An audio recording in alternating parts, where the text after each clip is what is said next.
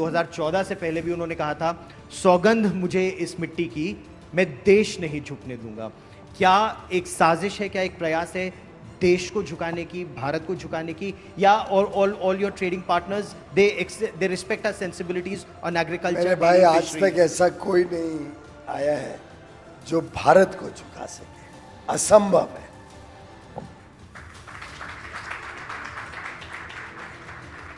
कोशिश करते हैं, कोई लाख कोशिश कर ले, भारत को कोई नहीं झुका सकता। और प्रधानमंत्री ये कहते हैं कि जब भी कोई उन्हें पत्थर मारता है तो वो उस पत्थर को पायदान बना देते हैं और आगे ऊपर चढ़ते हैं। इस समय जो भारत को पत्थर मारे जा रहे हैं, उसको आप किस रूप में देखते हैं? क्योंकि let's talk about three big developments where you are like a man on a mission. You've concluded a deal with the United Kingdom. You're concluding a deal with the European Union, and you recently said it's so near and yet so far. And of course, there is the United States of America, 25% plus 25% imposed. How do you look at आपदा में अवसर here? पहली बात तो मुझे तो कोई पत्थर दिख नहीं रहे हैं ऐसे हमारे सामने। मुझे लगता है कि देश का मनोबल भी बहुत ऊंचा है, बहुत प्रबल है, और देश में सामर्थ्य भी बहुत है। मैं आपको 2-3 उदाहरण देता हूं जिससे आपको भी ध्यान में आएगा इस देश की ताकत क्या है। आप याद करिए 1999 को एक पूरे दुनिया में खलबली मच गई थी that the sky is going to fall on the world's head. And I am referring to the Y2K moment. 31st December 1999, 12 midnight, the whole world had assumed and were convinced, all the Western developed world, the very so-called evolved and intellectual people, were all convinced that on 31st December 1999, 12 midnight, all systems will crash, which they call the Y2K bug. और ढेर सारे लोगों ने हजारों करोड़ रुपए खर्चे उसकी तैयारी में। तभी अटल बिहारी वाजपेयी जी की सरकार थी। अटल जी ने इसको अवसर देख लिया, पूरी हमारी आईटी इंडस्ट्री को सहयोग किया। तभी आपको याद होगा सॉफ्टवेयर टेक्नोलॉजी पार्क्स आए थे, STPI, अलग अलग प्रकार से इंडस्ट्री को सपोर्ट भी किया और साथ ही इंडस्ट्री को छूट भी दी। सरकारी इंटरफेरेंस आईटी सेक्टर में एकदम खत्म कर दी। न्यू टेलीकॉम पॉलिसी लाई जिससे डिजिटल कैपेबिलिटीज भारत की बढ़ी, और उसके बाद कुछ होना तो था नहीं। भारत के लोग तो समझदार हैं, हमने ऐसे कई मिलेनियम देखे हैं चेंज होते। हमारा इतिहास तो हजारों साल का है, तो भारत में किसको चिंता नहीं थी, पर हमको अवसर मिल गया। हमने अवसर का पूरा फायदा उठाया, और उधर से आज तक हमारी आईटी इंडस्ट्री ने पीछे नहीं देखा है।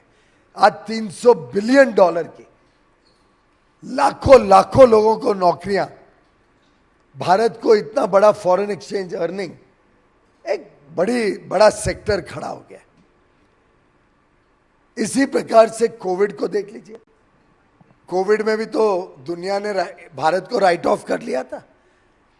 कई लोग तो सोचते थे यहां भुखमरी से ही लोग मर जाएंगे। कई लोगों को था कि यहां पे तो वैक्सीनेशन संभव ही नहीं है। $30 का एक वैक्सीन था, $30, और वो भी हम जब खरीदने को तैयार थे तो दे नहीं रहे थे। बोलते हैं कि एक्सपोर्ट कंट्रोल्स नहीं थे, लेकिन इनडायरेक्टली रेगुलेशन से वो अपने ही आपस में ही, अमीर देश आपस में ही बांट रहे थे। भारत में इतना सामर्थ्य था कि ना सिर्फ हमने वैक्सीन अपने खुद का बनाया, उसकी मैन्युफैक्चरिंग यहाँ पे की, उसका शोध यहाँ पे किया, नवाचार इनोवेशन यहाँ किया, और मैंने तो भारत बायोटेक का वैक्सीन लिया। माय वाइफ टोल्ड मी कि मेरे बच्चे भी और मेरे पेरेंट्स भी, दोनों ने बचपन से भारत बायोटेक के वैक्सीन यूज किए, तो हम भी वही लेंगे। भारतीय है, अपने भारत के खुद का शान है। और हमने भारत का ही सिर्फ नहीं 250 करोड़ वैक्सीन लगाए मुफ्त में। दुनिया के 100 से अधिक देशों को मुफ्त में वैक्सीन दिया। गरीब देशों को जिनको और कोई वैक्सीन नहीं दे रहा था, भारत ने दिया। दुनिया में लोग, और ये मैं आई विटनेस अकाउंट्स बता रहा हूं, न्यूयॉर्क जैसे शहर में डिपार्टमेंट स्टोर्स वैंडलाइज हो रहे थे। यूरोप के कई देशों में सड़कों के ऊपर शव पड़े हुए दिखाई देते। भारत में एक व्यक्ति भूखमरी के कारण नहीं गया, not one death due to starvation in the worst pandemic the world had ever seen. And every state has confirmed this in writing to me. Not one person has died because of starvation. 80 crore people got twice the ration, which means trains ran continuously, which means logistic systems ran, which means our farmers produced. आखिर हम आत्मनिर्भर बने हमारे किसानों के, अन्नदाता के सामर्थ्य के ऊपर, which means electricity was available round the clock. क्योंकि our trains are now running on electricity, 95%, almost 90-95%. If electricity companies ran, the coal mines ran. Keeping social distancing and all the COVID protocols, Right. we converted COVID to an opportunity. तो जितनी आपदाएं आप लोग को दिखती हैं, उनको सबको ले आइए भारत में। भारत एक प्रकार से सीता मैया की तरह और अच्छी तरीके से उभर के, कोई अग्नि परीक्षा हो जाए, भारत इसमें विनर ही निकलेगा।